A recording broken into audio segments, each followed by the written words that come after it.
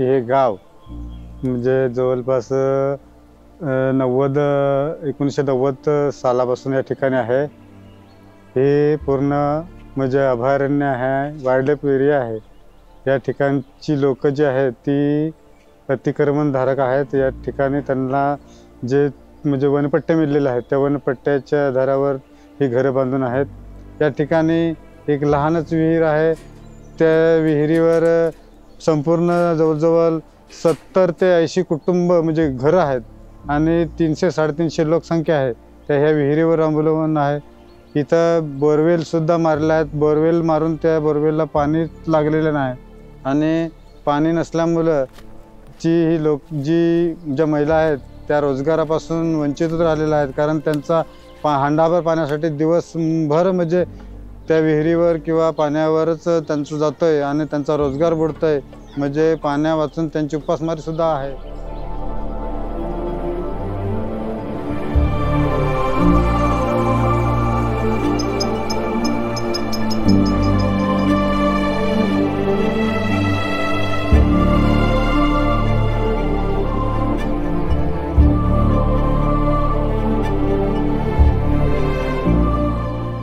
या ठिकाणी तलाव आहे। जवळपास 1.5 ते 2 किलोमीटर अंतरावर तानसा धरण आहे आणि तानसा धरणातून जर पाणी उचललं पाईपलाईनने आणि जर ह्या टाकीत टाकलं किंवा ह्या गावाला दिलं तर ह्या गावाचा म्हणजे पाण्याचा प्रश्न हा कायमस्वरूपी सुटेल।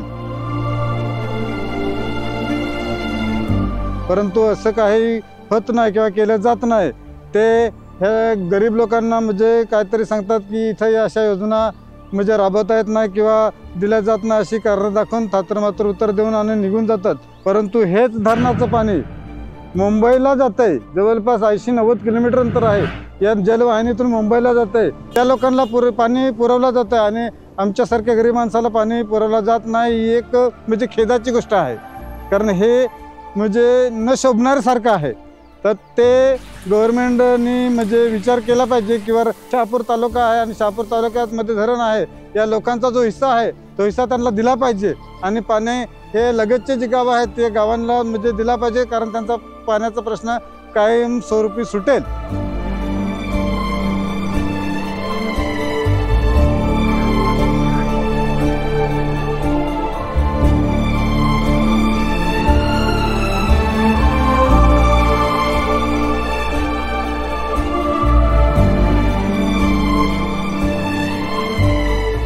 इथं पाणी आम्हाला आणण्यासाठी 4 किलोमीटर जावं लागत असे। 4 किलोमीटर जावं लागत असे आणि ते पाणी पण दूषित असायचं। म्हणजे पाणी खरडे खोदावं लागत असे। खरड्या खोदून आणि त्याच्यातून पाणी आम्हाला काढून आणावं लागत असं। मला इथे 20 ते 25 वर्षे झाले आहेत आणि इथे आम्हाला पाण्याचा प्रॉब्लेम म्हणजे भरपूर होता। त्यानंतर आम्हाला इथे म्हणजे ते पाणी पिऊन आम्हाला हे दुसरे कावीळ म्हणा खुजले आणे लगे म्हणजे खाज यायची। ते पाण्याचं दूषित पाणी असायचं कारण ते खरडे खोदून आम्ही पाणी आणायचो पिण्यासाठी।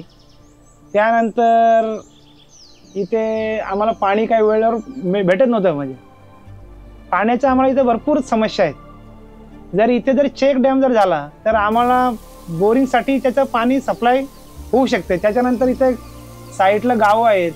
आमच्या गावाला पाणी शेतीसाठी परत शेतीसाठी इथे जंगलातल्या पशुप्राण्यासाठी पाणी त्याचा उपयोग होऊ शकतो आणि शेतीसाठी आम्ही जर पाणी जर असलं तर लागवड भात शेती फुलझाडे किंवा फुलं फळे हे झाडे आम्ही लावून आमचा म्हणजे पोटा पाण्याचा आम्ही हे काहीतरी एक धंदा करू शकतो।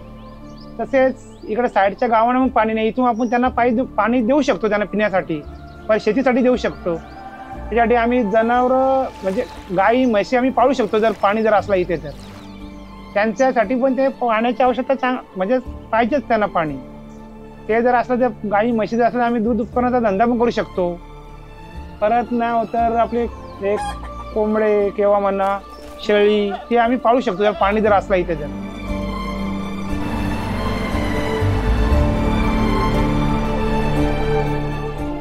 साल पहले हमने आदिवासी समाज के लिए एक प्रोजेक्ट चालू किया, प्रोजेक्ट प्रगति। हम जब कभी किसी गांव में जाते थे तो वहाँ के लोग हमें बस यही कहते थे आम्हाला काही आणून देऊ नका, फक्त आम्हाला पाण्याची सवय करा।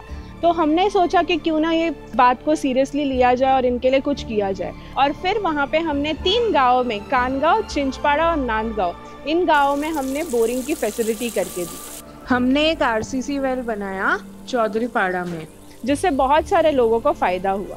हमें पता है कि ये जो बोरिंग का जो काम है ये एक सस्टेनेबल काम नहीं है, इसीलिए हमने बहुत सारे अलग इनिशिएटिव भी स्टार्ट किए, जैसे सीड बॉम्ब किया हमने, जहाँ पे हमने सीड बॉम्ब्स बना के प्लांटेशन किया।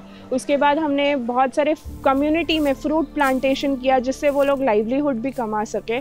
और हमने बहुत सारा एफॉरेस्ट्रेशन का, जंगली झाड़ जो होते हैं वो हमने फॉरेस्ट में प्लांट किए। और हमारी यही कोशिश होगी कि आने वाली जो पीढ़ी है, आने वाला जो जनरेशन है, वो अपने कुदरत को कैसे बचा सकता है, ये उन जागरूकता उनमें आए।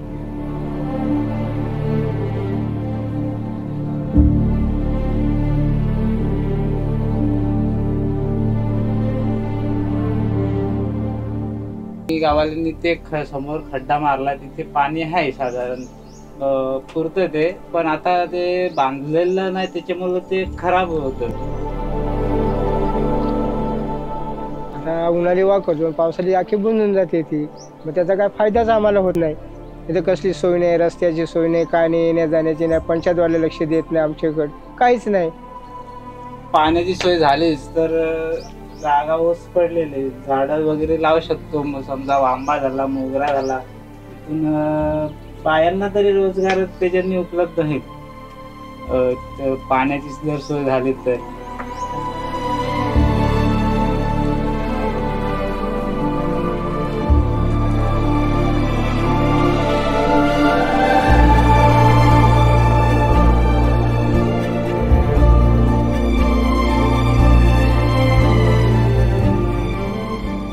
आमच्या ग्रामपंचायतमध्ये 5 महसूल गाव आहेत। कळमगाव आहे, साखरोली आहे, नांदगाव आहे, काणविंद आहे आणि पेंढरी आहे आणि 17 पाडे आहेत। अशी मोठी लोकसंख्या आहे आणि जास्तीत जास्त आमच्या ग्रामपंचायतमध्ये आदिवासी लोकवस्ती आहे। साईडला आमचं तानसा डॅम आहे, त्याच्याच जवळ एक आमचा भास्करनगर डॅम आहे। दोन्ही साईडला 2 डॅम आहेत। 2 डॅम असून सुद्धा आमच्या ग्रामपंचायतमध्ये कुठल्याही प्रकारचा पाण्याचा सोर्स नाही। काही ठिकाणी तर इतकी टंचाई, एका टँकर मागवायला लागतं।